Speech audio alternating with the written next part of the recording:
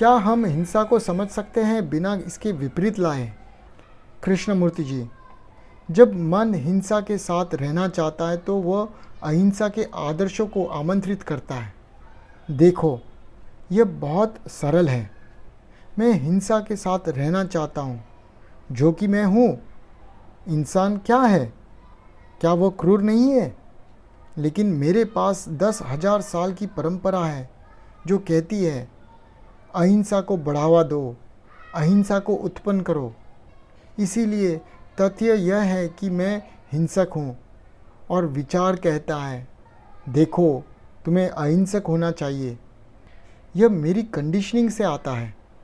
मैं अपनी कंडीशनिंग से मुक्त कैसे हो सकता हूँ ताकि मैं देखूँ, ताकि मैं हिंसा के साथ रहूँ और इसे समझूँ, इसके परे जाऊँ और ये पूरी तरह से ख़त्म हो जाए। न केवल सतही स्तर पर बल्कि गहरे स्तर पर, तथाकथित अचेतन स्तर पर। मन कैसे आदर्शों में न पकड़ा जाए? क्या यही सवाल है?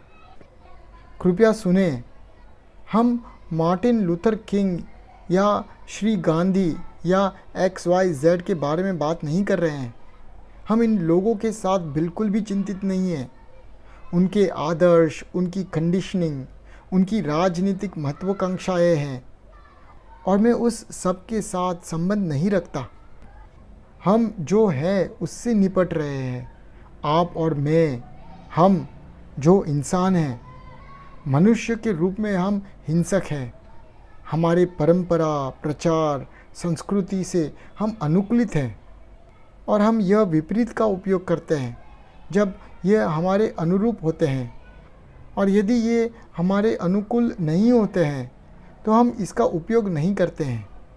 हम इसे राजनीतिक या आध्यात्मिक रूप से विभिन्न तरीक़ों से उपयोग करते हैं। लेकिन अब हम जो कह रहे हैं वो यह है कि जब मन हिंसा के साथ रहना चाहता है और इसे पूरी तरह से समझना चाहता है तो वहाँ पर परंपरा और आदत हस्तक्षेप करते हैं। वे कहते हैं आपके पास अहिंसा का आदर्श होना चाहिए। तथ्य है और परंपरा है। मन कैसे इस परंपरा के कैद से आज़ाद हो सकता है ताकि वह उसका पूरा ध्यान हिंसा को दे सके? यह सवाल है। क्या आपको समझ में आ रहा है?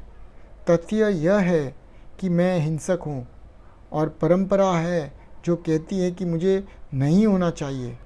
अब मैं हिंसा पर नहीं बल्कि परंपरा पर गौर करूँगा।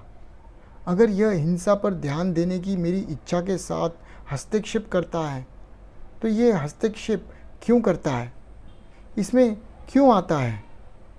मेरी चिंता हिंसा को समझने में नहीं है बल्कि परंपरा के हस्तक्षेप को समझने में है। क्या आपको समझ में आ रहा है? मैं उस पर अपना ध्यान देता हूँ और फिर ये हस्तक्षेप नहीं करता है। इसीलिए मैं पता लगाऊंगा कि परंपरा मेरे जीवन में इतना महत्वपूर्ण हिस्सा क्यों निभाती है। परंपरा जो कि आदत है, चाहे वह धूम्रपान करने की आदत हो या शराब पीने की, यौन आदत हो या बोलने की आदत। हम आदतों में क्यों जीते हैं? क्या हम उनके बारे में जानते हैं, अवेयर हैं? क्या हम अपनी परंपराओं से अवगत हैं? यदि आप पूरी तरह से अवगत नहीं हैं, अगर आप परंपरा, आदत, दिनचर्याओं को नहीं समझते हैं तो यह जो आप देखना चाहते हैं उसके साथ हस्तक्षेप करने के लिए बाध्य है। इन आदतों में रहना सबसे आसान चीज़ों में से एक है, लेकिन इसे तोड़ना बहुत कठिन है। मैं अपनी नौकरी खो सकता हूँ। जब मैं अंदर से इन आदतों को तोड़ने की कोशिश करता हूँ तो मुझे डर लगता है, क्योंकि इन आदतों में जीना ही मुझे सुरक्षा देता है, मुझे निश्चित महसूस कराता है, क्योंकि बाकी सभी इंसान भी ऐसा ही कर रहे हैं। एक डच दुनिया में अचानक खड़े होने और कहना कि मैं एक डचमैन नहीं हूँ एक झटका पैदा करता है और इसीलिए भय है। और अगर आप कहते हैं कि मैं इस पूरे स्थापित आदेश के खिलाफ हूँ जो कि अव्यवस्था है, आपको बाहर निकाल दिया जाएगा। इसीलिए आप डरते हैं और आप स्वीकार करते हैं। परंपरा जीवन में एक असाधारण महत्वपूर्ण भूमिका निभाती है। क्या आपने कभी ऐसा भोजन खाने की कोशिश की है जिसके आप आदी नहीं हैं? पता करें और आप देखेंगे कि आपका पेट और आपकी जीभ किस तरह से विद्रोह करेगी। यदि आपको धूम्रपान करने की आदत है तो आप धूम्रपान करते जाते हैं और इस आदत को तोड़ने के लिए आप वर्षों तक इससे लड़ते रहेंगे। तो मन को आदतों में सुरक्षा मिलती है। कहता है, मेरा परिवार, मेरे बच्चे, मेरा घर, मेरा फर्नीचर। जब आप कहते हैं कि मेरा फर्नीचर, आप वह फर्नीचर है, आप हंस सकते हैं। लेकिन जब वह विशेष फर्नीचर जिसे आप प्यार करते हैं आपसे दूर ले जाया जाता है तो आपको गुस्सा आता है।